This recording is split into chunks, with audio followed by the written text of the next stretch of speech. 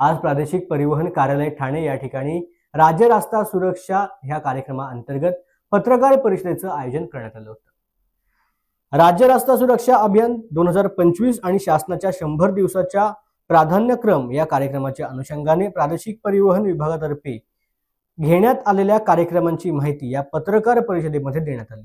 पत्रकार परिषदेला संबोधित करत असताना श्रीमती हेमांगिनी पाटील, प्रादेशिक परिवहन अधिकारी ठाणे यांनी गेल्या साधारण 6 महिन्यामध्ये प्रादेशिक परिवहन विभागामार्फत म्हणजे आरटीओ मार्फत केलेल्या उपाययोजना, जनजागृतीचे कार्यक्रम, वायुवेग पथकांची कामगिरी याबाबत सविस्तर माहिती दिली।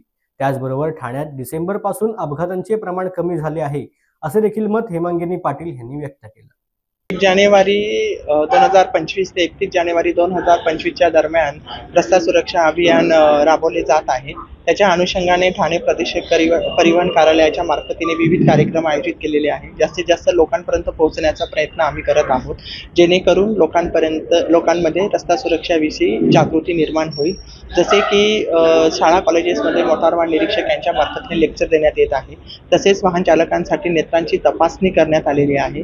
याच्यामध्ये जवळजवळ 1500 पेक्षा जास्त अधिक चालकांनी भाग घेतलेला असून ज्यांना मोफत चष्मे वाटप आणि तसेच ज्यांचे मोतीबिंदू आढळून आलेले आहे अशा चालकांचे एनजीओच्या मार्फतीने मोफत ऑपरेशन करण्यात आलेलं आहे।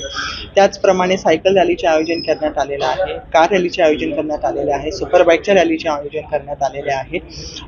तसेच नो हॉकिंग विषयी क्रिकेटच्या मॅचेस आम्ही आयोजित केल्या। त्याच्यामध्ये संपूर्ण महाराष्ट्रातून 23 टीम्स आलेल्या होत्या आणि त्यामुळे जास्तीत जास्त जनजागृती करण्याचा प्रयत्न प्रादेशिक परिवहन कार्यालयामार्फतीने करण्यात आलेला आहे।